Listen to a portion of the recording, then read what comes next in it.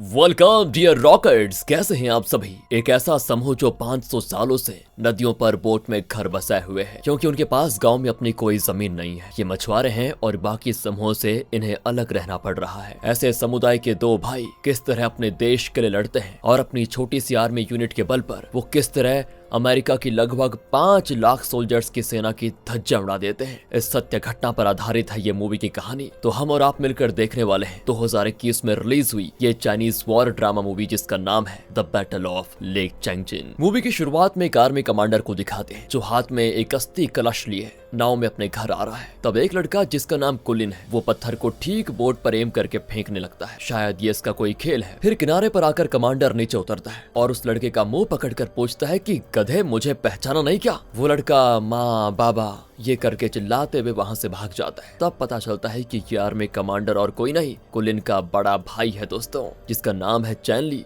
जो कई साल के बाद अपने घर लौटा है। वो अपने माता पिता और भाई से मिलकर बड़ा खुश होता है। अब इनके घरों को दिखाते हैं। ये लोग मछुआरे हैं और इन बोट्स पर ही इनके घर भी हैं। पीढ़ी दर पीढ़ी ये समूह सिर्फ यही काम करता हुआ आ रहा है। लेकिन चैनली ने कई मुश्किलों से गुजरकर पढ़ लिखा और आर्मी ज्वाइन की और आज वो एक आर्मी यूनिट का कमांडर बन चुका है। चैनली के आने से सब खुश जरूर हैं, लेकिन उन्हें बहुत बड़ा दुख भी है। चैनली जो कलश लेकर आया था उसमें चैनली और कुनली के बड़े भाई बैनली की अस्थि है, जो युद्ध भूमि में दुश्मन के हाथों मारा गया था, यानी देश के लिए शहीद हो गया। ये जानकर सब बड़े दुखी होते हैं, लेकिन चैनली को अपने परिवार के पास वापस आकर बहुत शांति मिलती है। उसने जो पैसे कमाए थे उन्हें वो अपनी माँ के हाथों में देकर कहता है, माँ मुझे गाँव में एक जमीन दी गई है, अब हमें इस बोट में रहने की कोई जरूरत नहीं है। इन पैसों से हम गांव में एक घर बनाएंगे और वहां पर रहेंगे। इस तरह दोस्तों उसने एक सुखी जीवन की कल्पना की होती है, लेकिन उसकी ये खुशी ज्यादा देर नहीं टिकती, क्योंकि उसी रात को कुछ सोल्जर्स उसे ये मैसेज देकर जाते हैं कि आपकी छुट्टियां कैंसिल कर दी गई है, आपको कल सुबह ही हेडक्वार्टर्स के लिए निकलना पड़ेगा। चैनली के लिए अपनी ड्यूटी ही सबसे इम्पोर्टेंट है, इसलिए वो बाकी कुछ नहीं सोचता और अगले ही दिन अपने परिवार से विदा लेकर हेडक्वार्टर्स के लिए निकल जाता है। लेकिन जाने से पहले वो अपने माता पिता से वादा करता है कि मैं जल्द ही लौट आऊंगा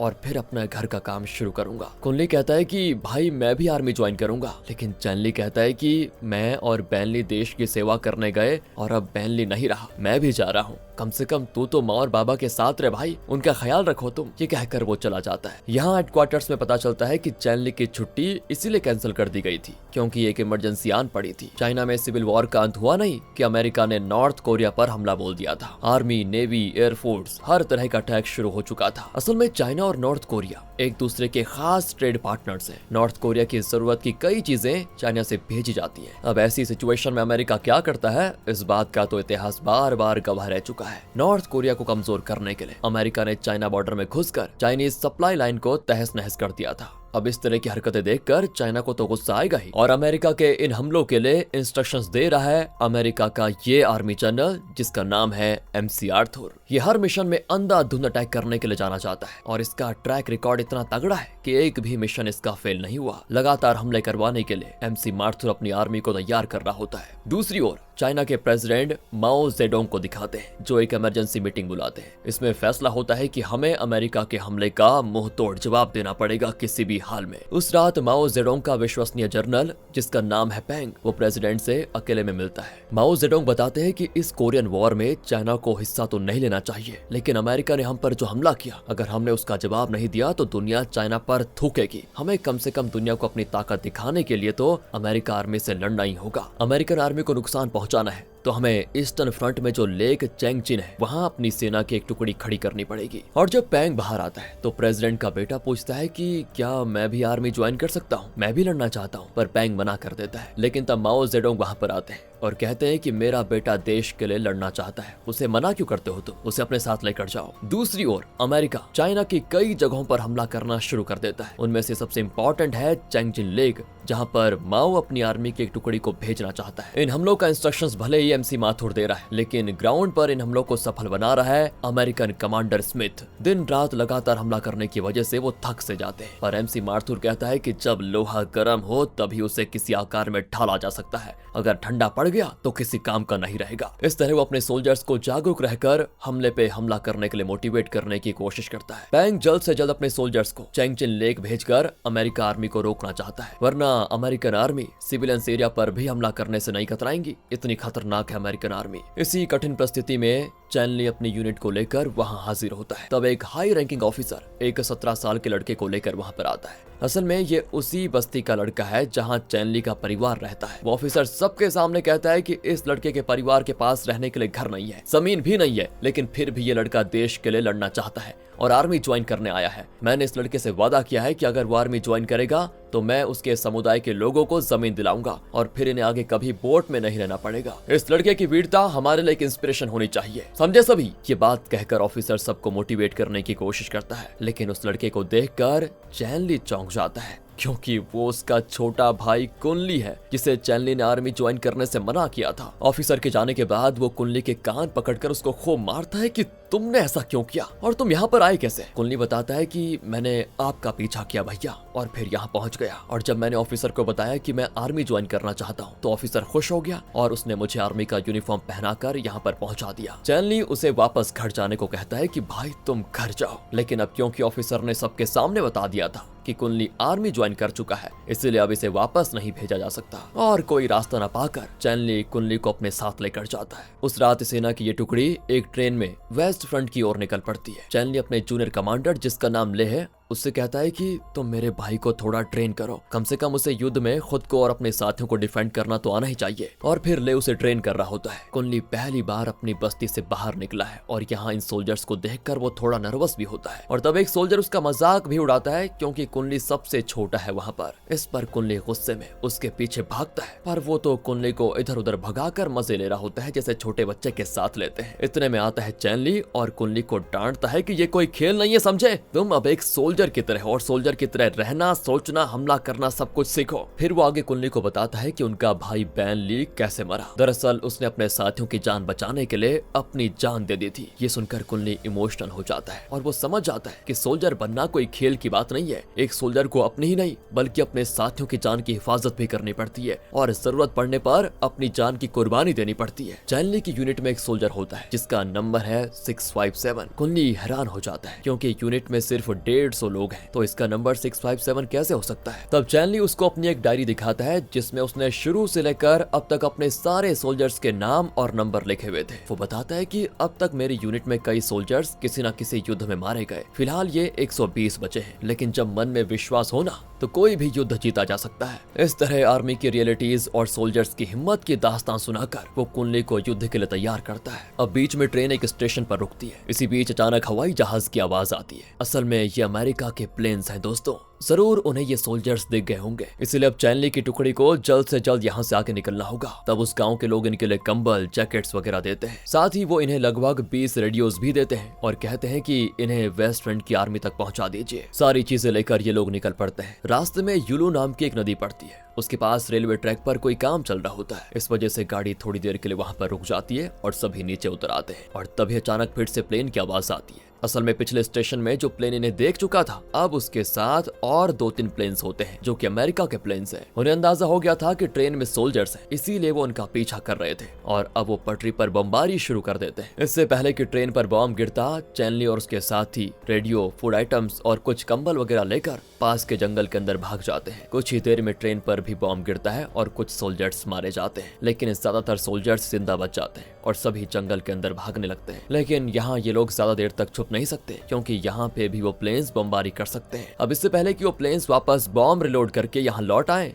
इन्हें जल्द से जल्द छुपने की और कोई जगह ढूंढनी होगी। अब चैनली कहता है कि मेरी बात सभी ध्यान से सुनो, युलू नदी के उस पार छुपने की जगह पक्का होगी जहाँ तक मुझे लग रहा है, तो चलो वहाँ पर। और अब पूरा यूनिट नदी के उस पार चला जाता है, लेकिन आगे का रास्ता बड़ा मुश्किल लगता है क्योंकि लगभग 50 मील तक पथरीला रास्ता है और वो भी बड़े बड़े पत्थर बिछे हुए हैं। इतना सामान वगैरह उठाकर इन पत्थरों के ऊपर चलना लगभग नामुमकिन लगता है, पर और कोई रास्ता भी तो नहीं था इनके पास, तो वो चलने लगते हैं। फिर से 2 प्लेन उस दिशा में आते हैं तो ये लोग पत्थरों के बीच पत्थरों की तरह लेट जाते हैं। ऊपर से पायलट्स को पता ही नहीं चलता कि यहाँ पर सोल्जर है। वो उनके ऊपर से गुजरने लगते हैं, लेकिन दूसरा पायलट कहता है कि पत्थरों पर भी शूट कर देते हैं, थोड़ी एंटरटेनमेंट हो जाएगी। इस इरादे से वो पत्थरों पर लगातार शूट करने लगते हैं और कुछ सोल्जर्स इसमें मारे जाते हैं। फिर वो प्लेन्स वहां से चले जाते हैं। इस शूटिंग में इनके 20 रेडियोस में से 8 रेडियोस छिन भिन हो गए थे। इन सभी के बीच कुनली डरा सहमा बैठा होता है, क्योंकि वो पहली बार इतना खून, इतनी मौतें, इतना स्ट्रगल देख रहा था। चैनली उसे हिम्मत देता है कि भाई हिम्मत रखो, सब कुछ ठीक हो जाएगा। आखिर वो उस पथरीले रास्ते को पार करके एक बर्फीले पहाड़ पर पहुंच जाते हैं और वहां छुपते हैं। पर कमांडर स्मिथ प्लेन में उस इलाके के चक्कर लगा रहा होता है ताकि अगर पहाड़ों में कोई छुपा हो तो वो उन्हें खत्म कर पाए, पर उसे बर्फ के अलावा कुछ नजर नहीं आता। लेकिन फिर भी वो इस जगह की एक फोटो खींच लेता है और वहां से चला जाता है। अब उन लोगों के जाने के बाद दिखाते हैं कि दरअसल सोल्जर्स बर्फ के अंदर गड़े हुए हैं और इसी वजह से स्मिथ को वो नजर नहीं आए। स्मिथ एक भी सोल्जर को जिंदा नहीं छोड़ना चाहता, लेकिन उसकी आंखों में धूल झोंक कर चैनली और उसके साथी वेस्ट फ्रंट के कैंप में पहुंच जाते हैं। लेकिन वहां पर दूसरे यूनिट्स पर अमेरिकन सोल्जर्स हमला कर रहे होते हैं। चैनली अब फैसला करता है कि हमें 3 ग्रुप्स में बांटकर अमेरिकन सोल्जर्स को घेरना होगा। तो चैनली, जूनियर कमांडर ले और दूसरा ऑफिसर, ये तीनों 3 ग्रुप्स को लेकर अलग अलग दिशाओं में जाते हैं। अमेरिकन सोल्जर्स नहीं जानते कि चाइनीज सोल्जर्स उनको घेर चुके हैं। अमेरिकन गांव पर हमला करने लग जाते हैं और तब ये तीनों ग्रुप्स एक ही वक्त में अमेरिकन सोल्जर्स पर हमला बोल देते हैं, जिसे अमेरिकन ने बिल्कुल भी एक्सपेक्ट नहीं किया था। अब दूसरी ओर ले देखता है कि पहाड़ के पीछे वाले रास्ते से और भी अमेरिकन सोल्जर्स ट्रक में लाए जा रहे हैं। अगर ये लोग गांव की तरफ आ गए तो चैनली का ग्रुप मारा जाएगा। ये सोचकर वो उन ट्रक्स पर मिसाइल्स फायर करने लगता है। असल में चैनली ने कुनली को ले के साथ रहने को कहा था, लेकिन वो ले का साथ छोड़कर अपने भाई की मदद करने के लिए गांव के अंदर चला जाता है। और वो तो पहले से पत्थर फेंकने में एक्सपर्ट था, तो अब वो अमेरिकन सोल्जर्स पर ग्रेनेड्स भी उसी तरह फेंकने लगता है। अब एक झोपड़े में दिखाते हैं तो अमेरिकन सोल्जर चैनली का गला घोंट रहा होता है। एंड वक्त पर कुनली वहां पर चला जाता है। चैनली चिल्लाता है कि चाकू से मार इसको, लेकिन क्योंकि कुनली ने कभी किसी का कत्ल नहीं किया था तो वो उस अमेरिकन को नहीं मार पाता। तब एक अमेरिकन कुनली को भी पकड़ लेता है दोस्तों। पर इससे पहले कि वो कुनली की जान ले पाता, कुनली वहां पर पड़ा हुआ गन उठाकर उसे फाइनली शूट कर देता है। जिस अमेरिकन ने चैनली को पकड़ के रखा हुआ था उसके पैर पर भी वो शूट कर देता है। और अब चैनली भी उठकर बाकी सोल्जर्स को भी मार डालता है। लेकिन इसी बीच वहां पर और ज्यादा अमेरिकन सोल्जर्स आ जाते हैं। चैनली कुछ ग्रेनेड्स कुनली को भी दे देता है कि इन्हें पत्थर समझकर उन अमेरिकन सोल्जर्स पर बरसा दो भाई। वो भी खूब फेंकता है और लगभग 15 अमेरिकन सोल्जर्स मारे जाते हैं। लेकिन इसी बीच अमेरिकन सोल्जर्स टैंक्स लेकर आ जाते हैं और इन पर सीधा गोला बारिश शुरू। लेकिन चैनली एक टैंक पर चढ़ जाता है और उसे चलाने वाले अमेरिकन सोल्जर को मारकर टैंक का कंट्रोल अपने हाथ में ले लेता है। फिर क्या था, अमेरिकन टैंक से वो दूसरे अमेरिकन टैंक्स पर फायर करने लग जाता है। घमासान लड़ाई होती है और आखिर में चैनली का यूनिट अमेरिकन यूनिट को हरा देता है और अब वो इलाका वापस चाइना के कब्जे में आ जाता है। अगले दिन की बात है। चैनली कुनली से पूछता है कि तुम यहाँ क्यों आए? मैंने तुम्हें ले के साथ रहने को कहा था ना। कुनली कहता है कि जब मुझे पता चला कि आपकी जान खतरे में है तो मैं वहाँ पर कैसे बैठा रहता भाई, तुरंत आपकी मदद करने के लिए चला आया। भाई का काम होता है भाई को बचाना, वही मैंने किया। फिर चैनली का यूनिट आगे बढ़ता है और उन 12 रेडियोस को वेस्ट फ्रंट की आर्मी को दे देता है। उस यूनिट का कमांडर चौंक जाता है क्योंकि इनके पास अच्छे गर्म कपड़े तक नहीं थे, ना ही कोई प्रोटेक्टिव गियर था। ये लोग तो बोरी के कपड़े पहनकर उनको बांधकर इतनी ठंड में यहाँ तक पहुंचे थे। वो तो इन्हें सलाम करता है कि तुम्हारे लिए सलाम है यार, और फिर इनके लिए अच्छे खाने का इंतजाम करता है। सभी बड़े खुश होते हैं कि चलो आखिर अपना मिशन तो पूरा हुआ, अब जरा आराम किया जाए। तभी चैनली के लिए हेडक्वार्टर से एक मैसेज आता है जिसमें लिखा है कि अमेरिकन आर्मी पर हमला करने के लिए चैनली और उसके यूनिट को अब ईस्टर्न फ्रंट जाना होगा, क्योंकि माओ जेडोंग ने कहा है कि वेस्टर्न और ईस्टर्न फ्रंट दोनों को अमेरिकन आर्मी पर हमला करना होगा। चैनली उस मैसेंजर से पूछता है कि हमें कब निकलना होगा। वो कुछ नहीं कहता, लेकिन उसकी खामोशी चैनली को साफ बता देती है कि उन्हें अभी के अभी निकलना होगा। वो कहता है कि बॉयज तैयार हो जाओ, हमें अभी चैंगजिन लेक की ओर निकलना होगा। इनकी कर्तव्य निष्ठा देखकर दोस्तों वो मैसेंजर तो दंग रह जाता है। और यहाँ पर हमें दिखाते हैं कि ये मैसेंजर कोई और नहीं, प्रेसिडेंट माओ जेडोंग का बेटा है जो इन्हें मैसेज देने के लिए आया था। फिर क्या था, आधी रात को, और वो भी इतनी भारी बर्फबारी के बावजूद इनका यूनिट चैंगजिन लेक की ओर निकल जाता है। अगले दिन ईस्ट फ्रंट के कमांडर को दिखाते हैं जो अपने टेंट से बाहर निकलता है। वो देखते हैं कि तापमान -31 डिग्रीज है। वो अपने जूनियर से पूछता है कि फ्रंट पर जो सोल्जर्स हैं उनके पास सर्दी से बचने के लिए जैकेट्स हैं या नहीं, चेक करो। जूनियर कहता है कि नहीं। कमांडर कहता है कि तुरंत उन्हें जैकेट्स पहुंचाने का इंतजाम करो, लेकिन फ्लाइट से लेकर जाएंगे तो दुश्मन के हमले का डर रहेगा, तो क्या किया जाए। कमांडर कहता है कि तुम कुछ भी करो, मेरे सोल्जर्स में से एक को भी ठंड से नहीं मरना होगा। वो दुश्मन से लड़ते हुए मरेंगे तो मरेंगे, पर इस तरह बेवजह ठंड के मारे नहीं मरने दूंगा मैं उन्हें। फिलहाल तो हम दुश्मन के खिलाफ नहीं बल्कि प्रकृति के खिलाफ भी लड़ रहे हैं। दूसरी ओर चैनली का यूनिट ठंड बर्दाश्त नहीं कर पाता और सारे सोल्जर्स जगह जगह पर पत्थरों के बीच बैठकर शरीर को गर्म रखने की कोशिश कर रहे होते हैं। इतना ही नहीं, खाना भी बहुत कम है। फिलहाल इनके पास सिर्फ आलू है खाने के लिए, और वो भी बहुत कम। एक सोल्जर को एक दिन में सिर्फ 1 आलू खाना होगा, तभी चैंगजिन लेक पहुंचने का इंतजाम अच्छे से हो पाएगा। मतलब तभी वहां तक ये जिंदा रह पाएंगे। दूसरी ओर अमेरिकन कैंप को दिखाते हैं, जहां नवंबर के महीने में थैंक्सगिविंग सेलिब्रेट किया जाता है और उन्हें दावत जैसा खाना मिलता है। सर्दी से बचने के लिए सबके पास जैकेट्स, मफलर, सारा इंतजाम होता है। चाइनीज सोल्जर्स के मुकाबले उनकी हालत कई गुना बेहतर होती है। अब अमेरिकन को पता चलता है कि जब भी उनका प्लेन एक जगह के ऊपर उड़ता है तो उनके सिग्नल्स इंटरफेयर होते हैं। वो जगह असल में